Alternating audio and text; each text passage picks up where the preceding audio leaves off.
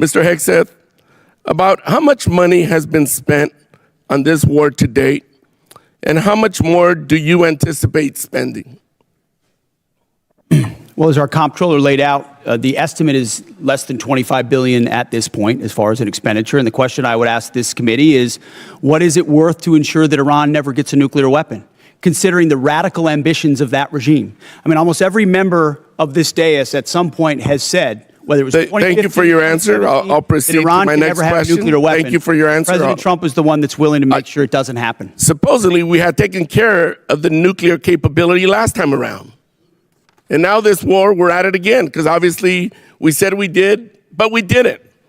In a way that we know, the United States military can do. I want to reclaim my time. In a sharp break from Washington decorum, Representative Salud Carbajal launched a blistering critique of the Trump administration's military opacity and erratic foreign policy. The tension peaked in a fiery confrontation with Pete Hegseth. Forgoing the usual political pleasantries, Carbajal stared directly at the conservative figurehead and delivered a blunt, face-to-face verdict: sheer incompetence.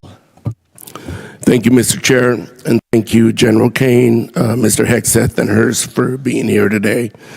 I associate myself with the comments of Ranking Member Smith and Mr. Garamendi, so that I won't repeat a lot of what has been said. Mr. Hegseth, I recently realized that we have something in common. I'm also a fan of Pulp Fiction. And no, the movie is not an accurate portrayal of the Bible. You know what I'm talking about. This president and his administration have claimed to be the most transparent of all time. With that in mind, I'd love to get some straightforward answers today.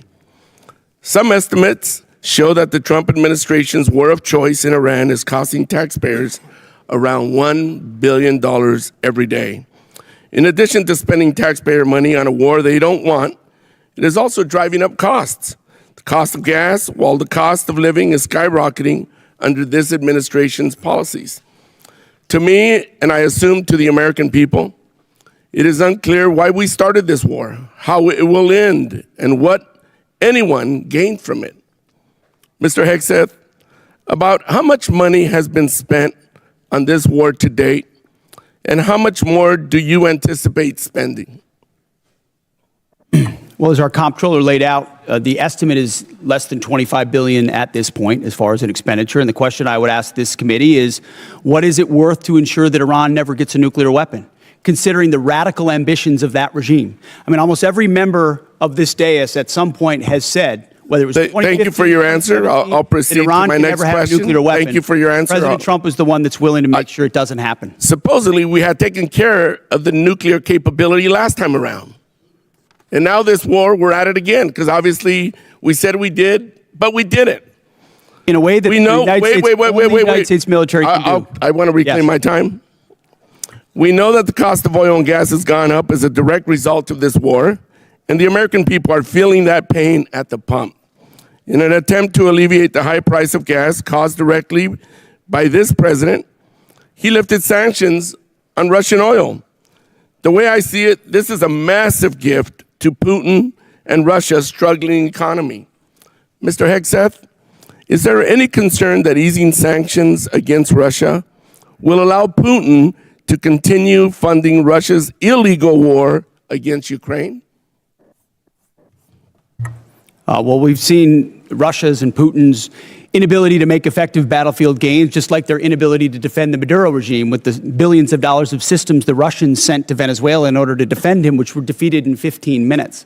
So Russia's military capabilities are no match for ours. And you don't believe easing the sanctions is helping Russia?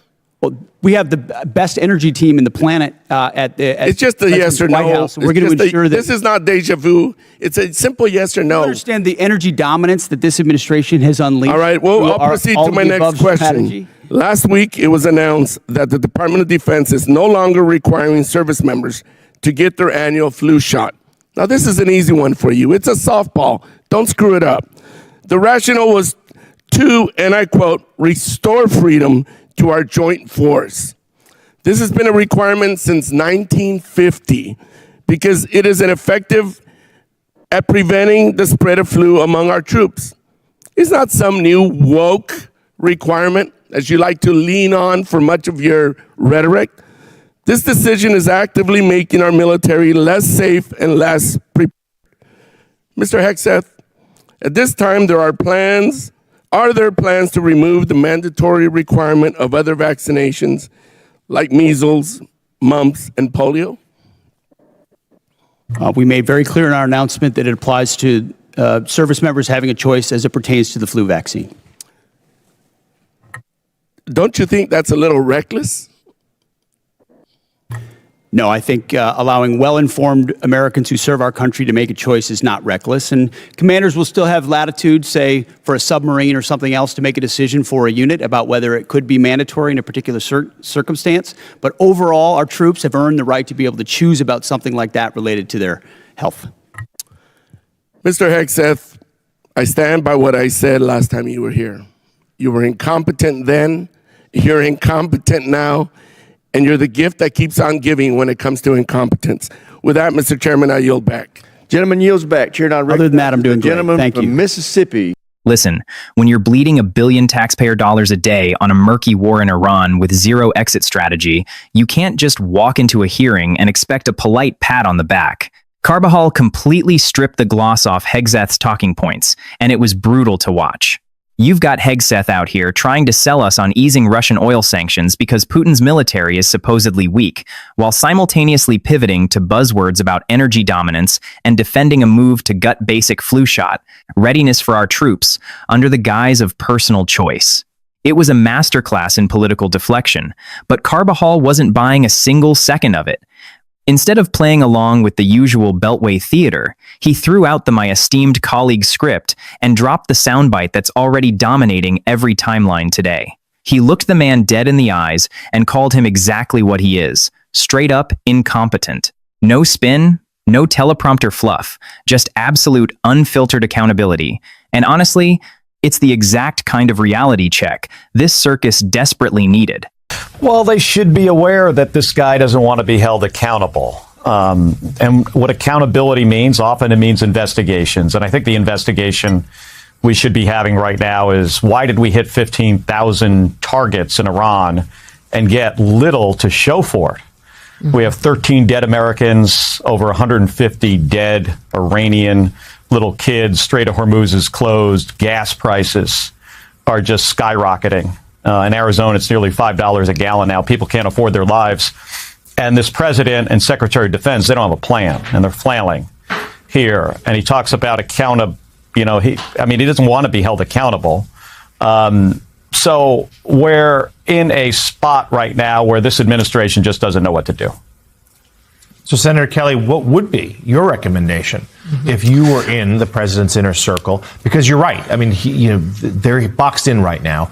We've been talking all morning about their lack of seemingly good options. What would be your counsel? Well, I think you have to separate at this point. Forget about regime change. Doesn't look like that's going to happen. I think you even have to separate the enriched uranium from the immediate issue we're faced with today, and that's the closure of the Strait of Hormuz. The Iranians now realize they have a strategic asset here, probably more important to them than the enriched uranium. And then I think we need to put a coalition together, which is hard right now because this president has alienated our allies in a way our country has never seen before. So you got to repair that, and then there needs to be a maritime coalition. You got to continue to talk to the Iranians. They're going to have to feel like they're going to save face here somehow, but we can't allow them to control navigation through this critical strait because it's driving up the cost of everything. The one thing the president did say a number of years ago, I remember, that actually makes a lot of sense, is the price of energy affects everything else. So that part of this has to be fixed first. And as you can see, it's a lot harder than these folks thought it would be. And the president didn't listen up front when people around him told him that an outcome of this could be the Strait of Hormuz would be closed. Right. Senator Kelly, since this excursion, as President Trump calls it, began, we have 3 carrier groups deployed to the Mediterranean. We have over 10,000 troops deployed to the area around Iran. Some of those carrier groups, I think a couple of them, have been at sea for 10 or 11 months without a return home. What about the financial cost as well as the human cost of this Iran excursion thus far? Well, it's a war. It's not an excursion. Strikes aren't love taps. He said that a few days ago. This is serious. It's not a joke. And we've got deployed troops in the region. This is costing $1 to $2 billion a day, especially up front when they were conducting a massive number of strikes. This is probably between $25 and $50 billion already. They're going to ask for a supplemental, but they have no goal. The president, it sounds like he barely read the last offer from the Iranians, and he has his son-in-law and a real estate developer negotiating this. He's got to get some serious people that have experience at this to sit down with the Iranians, Pakistanis, other GCC countries in the region and our allies and figure out a way forward. He is not taking this seriously. And the impact that this has on my constituents and people across the country and really across the planet, they can't afford their lives anymore. Yes. I'm in just a few minutes. There'll be a hearing on Hegseth and Dan Kane will be appearing before the hearings in D.C., both in front of the House and the Senate's appropriations. Thank you. What are you hoping to hear? What questions would you like to have answered from those two gentlemen? Yeah, today, what's the current plan? I mean, are they still focused on the Strait of Hormuz and getting freedom to navigation? Or are they going to go back and just randomly start striking targets again without any sort of strategic goal? What's the plan for the uranium? Who are they talking to in the regime? So, I mean, those details matter. And what are they going to do on munitions? You know, at this point, we've expended a lot of munitions, and that makes us less safe, regardless of what they say. And there needs to be hard questions asked of this Secretary of Defense, who appears to me he does not want to be held accountable, and he doesn't really want to do the job. He often, you know, it's all about talking points and records with him. I don't know if you remember this, just at the beginning of this conflict here with Iran, he would talk about how we hit 10,000 targets and it was a new record, and then 12,000 targets. And we're doing this faster than we've ever done before. But to what end? You know, normally you do that to, you know, shape what the battlefield is going to be for another kind of operation, maybe a ground invasion. They didn't provide any clarity.